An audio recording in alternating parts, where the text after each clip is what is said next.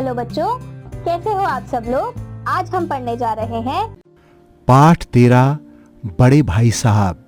पाठ परिचय। प्रस्तुत कहानी के माध्यम से प्रेमचंद्र ने तत्कालीन शिक्षा पद्धति की खामियों को दर्शाया है। प्राचीन समय में रटंत विद्या लोटंत बल, अर्थात रटने से विद्या आती है और मिट्टी में लोटने से बल आता है, ऐसी मान्यता थी। आइए कहानी पढ़ते हैं। मेरे भाई साहब मुझसे 5 साल बड़े थे, लेकिन केवल 3 दर्जे आगे। उन्होंने भी उसी उम्र में पढ़ना शुरू किया जब मैंने शुरू किया था, लेकिन तालीम जैसे महत्व के मामले में वे जल्दबाजी से काम लेना पसंद न करते। इस भवन की बुनियाद खूब मजबूत डालना चाहते थे, जिस पर आलीशान महल बन सके। 1 साल का काम 2 साल में करते थे, कभी कभी 3 साल भी लग जाते थे। बुनियाद ही पुख्ता न हो तो मकान कैसे पायेदार बने। मैं छोटा था, वे बड़े थे। मेरी उम्र 9 साल की, वे 14 साल के थे। उन्हें मेरी निगरानी का पूरा और जन्मसिद्ध अधिकार था, और मेरी शालीनता इसी में थी कि उनके हुक्म को कानून समझूं। वे स्वभाव से बड़े अध्ययनशील थे, हरदम किताब खोले बैठे रहते, और शायद दिमाग को आराम देने के लिए कभी कॉपी पर, कभी किताब के हाशिए पर चिड़ियों, कुत्तों, बिल्लियों की तस्वीरें बनाया करते थे। कभी कभी एक ही नाम या शब्द या वाक्य 10-20 बार लिख डालते। कभी एक शेर की बार बार सुंदर अक्षरों में नकल करते। कभी ऐसी शब्द रचना करते जिसमें न कोई अर्थ होता, न कोई सामंजस्य। मसलन एक बार उनकी कॉपी पर मैंने एक इबारत देखी, स्पेशल अमीना। भाइयों भाइयों, दरअसल भाई भाई राधेश्याम, श्रीयुत राधेश्याम, 1 घंटे तक। इसके बाद एक आदमी का चेहरा बना हुआ था। मैंने बहुत चेष्टा की कि इस पहली का कोई अर्थ निकालूं, लेकिन असफल रहा और उनसे पूछने का साहस न हुआ। वे 9वीं जमात में थे, मैं 5वीं में। उनकी रचनाओं को समझना मेरे लिए छोटी मुंह बड़ी बात थी। मेरा जी पढ़ने में बिल्कुल न लगता था। 1 घंटा भी किताब लेकर बैठना पहाड़ था। मौका पाते ही हॉस्टल निकलकर मैदान में आ जाता और कभी कंकरियां उछालता, कभी कागज की तितलियां उड़ाता, और कहीं कोई साथी मिल गया तो पूछना ही क्या। कभी 4 दीवारी पर चढ़कर नीचे कूद रहे हैं, कभी फाटक पर सवार हो उसे आगे पीछे चलाते हुए मोटर कार का आनंद उठा रहे हैं। लेकिन कमरे में आते ही भाई साहब का रुद्र रूप देखकर प्राण सूख जाते। उनका पहला सवाल होता, कहाँ थे। हमेशा यही सवाल इसी ध्वनि में हमेशा पूछा जाता था, और इसका जवाब मेरे पास केवल मौन था। न जाने मेरे मुंह से बात क्यों न निकलती कि जरा बाहर खेल रहा था। मेरा मौन कह देता था कि मुझे अपना अपराध स्वीकार है, और भाई साहब के लिए इसकी सिवा कोई इलाज न था कि स्नेह और रोज से मिले हुए शब्दों में मेरा सत्कार करें। इस तरह अंग्रेजी पढ़ोगे तो जिंदगी भर पढ़ते रहोगे और एक हर्फ न आएगा। अंग्रेजी पढ़ना कोई हंसी खेल नहीं है कि जो चाहे पढ़ ले, नहीं तो ऐरा गैरा नत्थु खैरा सभी अंग्रेजी के विद्वान हो जाते। यहाँ रात दिन आंखें फोड़नी पड़ती हैं और खून जलाना पड़ता है, तब कहीं एक विद्या आती है। और आती क्या है, हमें कहने को आती है। बड़े बड़े विद्वान भी शुद्ध अंग्रेजी नहीं लिख सकते, बोलना तो दूर रहा। और कहता हूँ, तुम कितने घोंगा को हो कि मुझे देखकर भी सबक नहीं लेते। मैं कितनी मेहनत करता हूँ, यह तुम अपनी आंखों से देखते हो। अगर नहीं देखते तो यह तुम्हारी आंखों का कसूर है, तुम्हारी बुद्धि का कसूर है। इतने मेले तमाशे होते हैं, मुझे तुमने कभी देखने जाते देखा है। रोज ही क्रिकेट और हॉकी मैच होते हैं, पास नहीं फटकता, हमेशा पढ़ता रहता हूँ। उस पर भी एक एक दर्जे में 2-2, 3-3 साल पढ़ता हूँ। फिर तुम कैसे आशा करते हो कि तुम यूं ही खेलकूद में वक्त गवा कर पास हो जाओगे। मुझे 2 ही दिन 3 साल लगते हैं, तुम उम्र भर इसी दर्जे में पढ़े सड़ते रहोगे। अगर तुम्हें इस तरह उम्र गंवानी हो तो बेहतर है घर चले जाओ, मजे से गुल्ली डंडा खेलो। दादा की गाढ़ी कमाई के रुपये क्यों बर्बाद करते हो। मैं यह लताड़ सुनकर आंसू बहाने लगा। जवाब ही क्या था, अपराध तो मैंने किया था, लताड़ कौन से। भाई साहब उपदेश की कला में निपुण थे।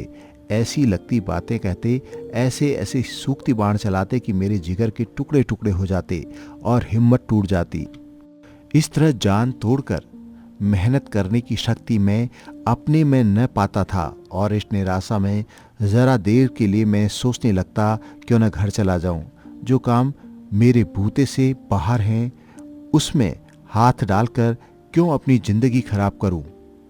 मुझे अपना मूर्ख रहना मंजूर था, लेकिन उतनी मेहनत मुझे तो चक्कर आ जाता। लेकिन घंटे 2 घंटे के बाद निराशा के बादल फट जाते और मैं इरादा करता कि आगे से खूब जी लगाकर पढ़ूंगा। चटपट एक टाइम टेबल में खेलकूद की मदद बिल्कुल उड़ जाती।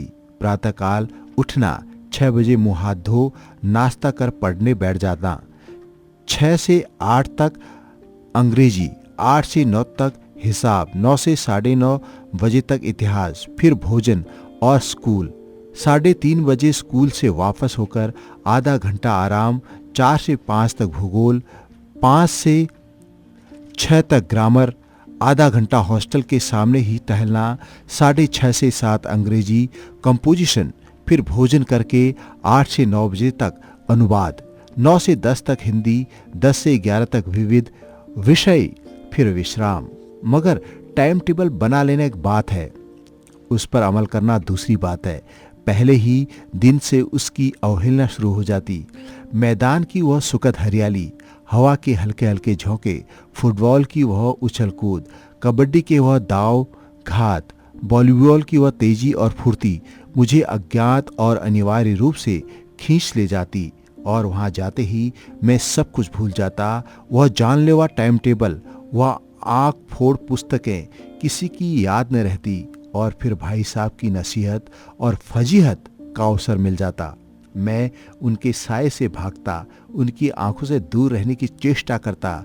कमरे में इस तरह दबे पांव आता कि उन्हें खबर न हो। उनकी नज़र मेरी ओर उठी और प्राण निकले। हमेशा सिर पर एक नंगी तलवार सी लटकती मालूम होती।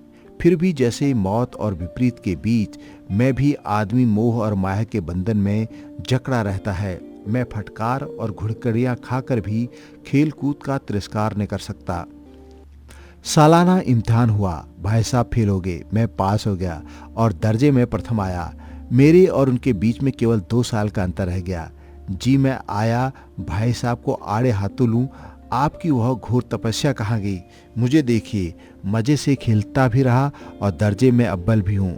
लेकिन वह इतने दुखी और उदास थे कि मुझे उनसे दिली हमदर्दी हुई और उनके घाव पर नमक छिड़कने का विचार भी लज्जास्पद जान पड़ा।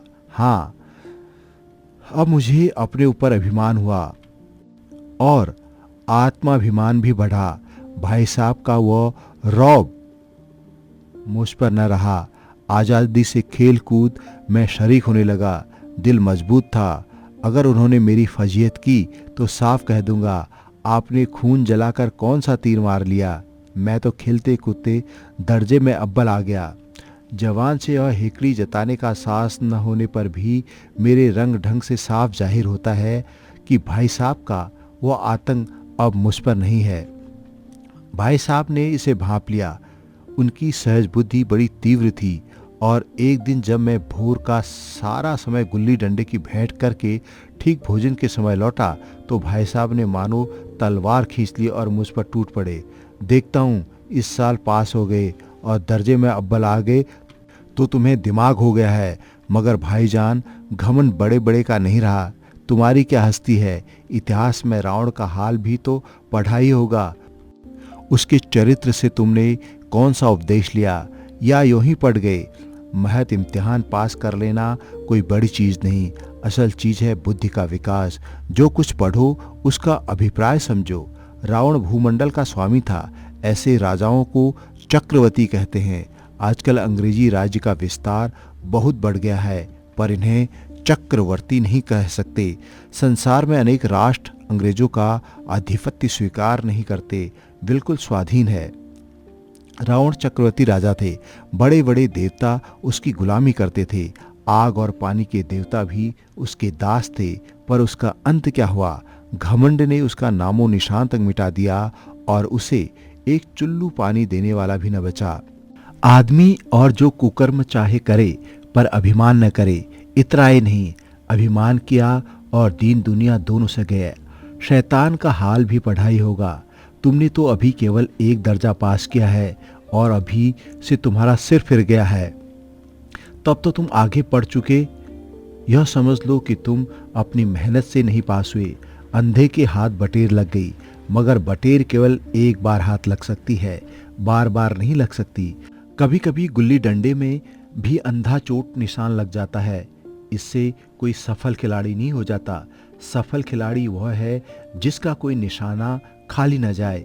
मेरे फेल होने पर मत जाओ, मेरे दर्जे में आओगे तो दांतों पसीना आ जाएगा। जब अलजबरा और ज्योमेट्री के लोहे के चने चबाने पड़ेंगे और इंग्लिस्तान का इतिहास पढ़ना पड़ेगा। बादशाहों के नाम याद रखना आसान नहीं। 8 हेनरी गुजरे हैं। कौन सा कांड किस हेनरी के समय में हुआ, क्या यह याद कर लेना आसान समझते हो? हेनरी 7वें की जगह हेनरी 8वां लिखा और सब नंबर गायब। सफा चट, सिफर भी न मिलेगा। सिफर भी हो किस ख्याल में? दर्जनों तो जेम्स हुए हैं, दर्जनों विलियम, कौड़ियों चार्ल्स। दिमाग चक्कर खाने लगता है, आधी रोग हो जाता है। इन अभागों के नाम भी न जुड़ते थे। एक ही नाम के पीछे दोयम, सेयम, चहारम, पंचम लगाते गए। मुझसे पूछते हो तो 10 लाख नाम बता देता और ज्योमेट्री तो बस खुदा की पनाह। अब की जगह और 100 बौ लिख दिया और सारे नंबर कट गए। कोई न निर्दयी परीक्षकों से नहीं पूछता कि आखिर औ बौ 100 और औ 100 बौ में क्या फर्क है, और व्यर्थ की बात के लिए क्यों छात्रों का खून करते हो। दाल भात रोटी खाई या भात दाल रोटी खाई, इसमें क्या रखा है? मगर इन परीक्षकों का क्या परवाह। वह तो देखते हैं जो पुस्तक में लिखा है। चाहते हैं कि लड़के अक्षर अक्षर रट डालें और इसी रटंत का नाम शिक्षा रख छोड़ा है। और आखिर इन बेसिर पैर की बातों को पढ़ने से फायदा। इस रेखा पर लंब गिरा दो तो आधा लंब से दुगना होगा। पूछिए इससे प्रयोजन? दुगना नहीं चौगुना हो जाए या आधा ही रहे, मेरी बला से। लेकिन परीक्षा में पास होना है तो यह सब खुराफात याद रखनी पड़ेगी। कह दिया समय की पाबंदी पर एक निबंध लिखो जो 4 पन्नों से कम न हो। अब आप कॉपी सामने खोलें, कलम हाथ में लिए इसके नाम को रोइए। कौन नहीं जानता कि समय की पाबंदी बहुत अच्छी बात है।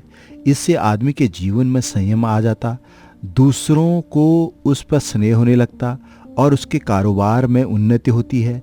लेकिन इस जरा सी बात पर 4 पन्ने कैसे लिखें? जो बात एक वाक्य में कही जा सके उसे 4 पन्ने में लिखने की जरूरत? मैं तो इसे हिमाकत कहता हूँ। यह तो समय की किफ़ायत नहीं बल्कि उसका दुरुपयोग है कि व्यर्थ में किसी बात को ठूस दिया जाए। हम चाहते हैं आदमी को जो कुछ कहना हो चटपट कह दे और अपनी राह ले, मगर नहीं, आपको 4 पन्ने रंगने पड़ेंगे, चाहे जैसे लिखे, और पन्ने भी पूरे फुल स्केप के आकार के। छात्रों पर यह अत्याचार नहीं तो और क्या है? अनर्थ तो यह है कि कहा जाता संक्षेप में लिखो। समय की पाबंदी पर संक्षेप में एक निबंध लिखो जो 4 पन्नों से कम न हो। ठीक संक्षेप में 4 पन्ने हुए, नहीं शायद 100-200 पन्ने लिखवाते। मेरे दर्जे में आओगे लाला तो ये सारे पापड़ बेलने पड़ेंगे और तब आटे दाल का भाव मालूम होगा। इस दर्जे में अव्वल आगे तो जमीन पर पाँव नहीं रखते। इसलिए मेरा कहना मानिए। लाख फेल हो गया हूँ लेकिन तुमसे बड़ा हूँ। संसार का मुझे तुमसे कहीं ज़्यादा अनुभव है। जो कुछ कहता हूँ उसे गिरह बांधिए, नहीं पछताएगा। स्कूल का समय निकट था, नहीं ईश्वर जाने यह उपदेश माला कब समाप्त होती। भोजन आज मुझे निस्वाद सा लग रहा था। जब पास होने पर यह तिरस्कार हो रहा है तो फेल हो जाने पर तो शायद प्राण ही ले लिए जाएं। भाई साहब ने अपने दर्जे की पढ़ाई को जो भयंकर चित्र खींचा था उसने मुझे भयभीत कर दिया। कैसे स्कूल छोड़कर घर नहीं भागा, यही ताज्जुब है। लेकिन इतने तिरस्कार पर भी पुस्तकों से मेरी अरुचि ज्यों ज्यों की त्यों बनी रही। खेल कूद का अवसर हाथ से न जाने देता। पढ़ता भी था मगर बहुत कम। बस इतना ही कि रोज का काम पूरा हो जाए और दर्जे में जलील न होना पड़े। अपने ऊपर जो विश्वास पैदा हुआ था पर वह फिर लुप्त हो गया और फिर चोरों सा जीवन कटने लगा। फिर सालाना इम्तिहान हुआ और कुछ ऐसा संयोग हुआ कि मैं फिर पास हुआ और भाई साहब फिर फेल हो गए। मैंने बहुत मेहनत नहीं की पर न जाने कैसे दर्जे में अव्वल आ गया। मुझे खुद अचरज हुआ। भाई साहब के प्राणांतक परिश्रम किया था। कोर्स का एक एक शब्द चाट गए थे। 10 बजे तक इधर, 4 बजे भोर से उधर, 6 से 9:30 तक स्कूल जाने से पहले मुद्रा कांतिहीन हो गई थी, मगर बेचारे फेल हो गए। मुझे उन पर दया आती थी। नतीजा सुनाया गया तो वे रो पड़े और मैं भी रोने लगा। अपने पास होने की खुशी आधी हो गई। मैं भी फेल हो गया होता तो भाई साहब को इतना दुख न होता, लेकिन विधि की बात कौन टाले। मेरे और भाई साहब के बीच में अब केवल एक दर्जे का अंतर और रह गया। मेरे मन में एक कुटिल भावना उदय हुई कि कहीं भाई साहब 1 साल और फेल हो जाएं तो मैं उनके बराबर हो जाऊं, फिर वह किस आधार पर मेरी फजीहत कर सकेंगे। लेकिन मैंने इस विचार को दिल से बलपूर्वक निकाल डाला। आखिर वे मुझे मेरे हित के विचार से ही डांटते हैं। मुझे उस वक्त अप्रिय लगते हैं अवश्य, मगर शायद यह उनके उपदेशों का ही असर हो कि मैं पास हो जाता हूँ और अच्छे नंबरों से। अब भाई साहब कुछ कुछ नरम पड़ गए थे। कई बार मुझे डांटने का अवसर पाकर भी उन्होंने धीरे से काम लिया। शायद अब वो खुद समझने लगे थे कि मुझे डांटने का अधिकार उन्हें नहीं रहा, या रहा तो बहुत कम। मेरी स्वच्छंदता भी बढ़ी। मैं उनकी सहिष्णुता का अनुचित लाभ उठाने लगा। मुझे कुछ ऐसी धारणा हुई कि मैं तो पास हो ही जाऊंगा, पढ़ूं या ना पढ़ूं, मेरी तकदीर बलवान है। इसलिए भाई साहब के डर से थोड़ा बहुत पढ़ लिख लिया करता था। वह भी बंद हुआ। मुझे कनकौए उड़ाने का नया शौक पैदा हो गया था और अब सारा समय पतंगबाजी की भेंट होता था। फिर भी मैं भाई साहब का अदब करता था और उनकी नज़र बचाकर कनकौए उड़ाता था। मांझा देना, कन्ने बांधने, पतंग टूर्नामेंट की तैयारियां आदि समस्या सब गुप्त रूप से हल की जाती थी। मैं भाई साहब को यह संदेश न करने देना चाहता था कि उनका सम्मान और लिहाज मेरी नज़रों में कम हो गया है। एक दिन संध्या समय हॉस्टल से दूर मैं एक कनकौआ लूटने बेतहाशा दौड़ा जा रहा था। आंखें आसमान की ओर थी और मन उस आकाशगमी पथिक की ओर जो मंद गति से झूमता पतन की ओर चला आ रहा था। मानो कोई आत्मा स्वर्ग से निकलकर विरक्त मन से नई संस्कार ग्रहण करने जा रही हो। बालकों की एक पूरी सेना लगने और झाड़दार बांस उसका स्वागत करने को दौड़ आ रही थी। किसी को अपने आगे पीछे की खबर न थी। मानो पतंग के साथ ही आकाश में उड़ रहे थे, जहां सब कुछ समतल है। न मोटर कारें हैं, न ट्राम, न गाड़ियां। सहसा भाई साहब से मेरी मुठभेड़ हो गई, जो शायद बाजार से लौट रहे थे।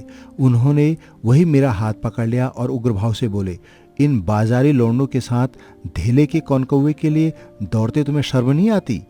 तुम्हें इसका भी कुछ लिहाज नहीं कि अब नीची जमात में नहीं हो बल्कि 8वीं जमात में आ गए हो और मुझसे केवल एक दर्जा नीचे हो। आखिर आदमी को कुछ तो अपनी पोजीशन का ख्याल रखना चाहिए। एक जमाना था कि लोग 8वां दर्जा पास करके नायब तहसीलदार हो जाते थे और 8वें दर्जे में आकर बाशुरू लौंडों के साथ कनकौए के लिए दौड़ रहे हो। तुम जहीन हो, इसमें शक नहीं, लेकिन वह जहन किस काम का जो हमारे आत्मगौरव की हत्या कर डाले। तुम अपने दिल में समझते होगे मैं भाई साहब से महज एक दर्जा नीचे हूँ और अब उन्हें मुझको कुछ कहने का अधिकार नहीं, लेकिन यह तुम्हारी गलती है। मैं तुमसे 5 साल बड़ा हूँ और मुझ में और तुम में जो 5 साल का अंतर है उसे तुम क्या खुदा भी नहीं मिटा सकता। मैं तुमसे 5 साल बड़ा हूँ और हमेशा रहूँगा। मुझे दुनिया और ज़िंदगी का जो तजुर्बा है तुम उसकी बराबरी नहीं कर सकते, चाहे तुम MA और D फिल ही क्यों न हो जाओ। समझ किताब पढ़ने से नहीं आती, दुनिया देखने से आती है। हमारी अम्मा ने कोई दर्जा पास नहीं किया और दादा भी शायद 5वीं 6ठी जमात के आगे नहीं गए, लेकिन हम दोनों चाहे सारी दुनिया की विद्या पढ़ लें, अम्मा और दादा को हमें समझाने और सुधारने का अधिकार रहेगा। केवल इसलिए नहीं कि वे हमारी जन्मदाता हैं, बल्कि इसलिए कि उन्हें दुनिया का हमसे ज़्यादा तजुर्बा है और रहेगा। अमेरिका में किस तरह की राज्य व्यवस्था है और 8वें हेनरी ने कितने ब्याह किए और आकाश में कितने नक्षत्र हैं, ये बातें चाहे उन्हें न मालूम हो, लेकिन हजारों ऐसी बातें हैं जिनका ज्ञान उन्हें हमसे और तुमसे ज़्यादा है। दैव न करे आज मैं बीमार हो जाऊं तो तुम्हारे हाथ पांव फूल जाएंगे। दादा को तार देने के सिवा तुम्हें और कुछ न सूझेगा, लेकिन तुम्हारी जगह दादा हों तो न किसी को तार दे, न घबराए, न बदहवास हों। पहले खुद मरज पहचान कर इलाज करेंगे, उसमें सफल न हुए तो डॉक्टर को बुलाएंगे। बीमारी तो खैर बड़ी चीज़ है, हम तुम तो इतना भी नहीं जानते कि महीने भर का खर्च महीने भर कैसे चलेगा। जो कुछ दादा भेजते हैं हम 20-22 तक खर्च कर डालते हैं और फिर पैसे पैसे को मोहताज हो जाते हैं। नाश्ता बंद हो जाता है, धोबी और नए से मुंह चुराना पड़ता है। लेकिन जितना हम और तुम आज खर्च कर रहे हैं, इसके आधे में दादा ने अपनी उम्र का बड़ा भाग बड़ी इज्जत और नेकनामी के साथ निभाया और एक कुटुंब का पालन किया जिसमें सब मिलकर 9 आदमी थे। अपने हेडमास्टर साहब को ही देखो, एमए और यहाँ के एमए नहीं, ऑक्सफोर्ड के 1000 रुपये पाते हैं, लेकिन उनके घर का इंतज़ाम कौन करता है? उनकी बूढ़ी माँ। हेडमास्टर साहब की डिग्री यहाँ बेकार हो गई तो भाईजान यह गरुड़ दिल से निकाल डालो कि तुम मेरे समीप आ गए हो और अब स्वतंत्र हो। मेरे देखते तुम बेराह न चलने पाओगे। अगर तुम यूँ न मानोगे तो मैं थप्पड़ दिखाकर इसका प्रयोग भी कर सकता हूँ। मैं जानता हूँ कि तुम्हें मेरी बातें जहर लग रही हैं। मैं उनकी इस नई युक्ति से नतमस्तक हो गया। मुझे आज सचमुच अपनी लघुता का अनुभव हुआ और भाई साहब के प्रति मेरे मन में श्रद्धा उत्पन्न हुई। मैंने सजल आंखों से कहा, हरगिज नहीं, आप जो कुछ फरमा रहे हैं बिल्कुल सच है और आपको उसे कहने का अधिकार है। भाई साहब ने मुझे गले लगा लिया और बोले, मैं कौन कौवे उड़ाने को मना नहीं करता, मेरा भी जी ललचाता है। करूं क्या? खुद बेराह चलूं तो तुम्हारी रक्षा कैसे करूं? यह कर्तव्य तो मेरे सिर है।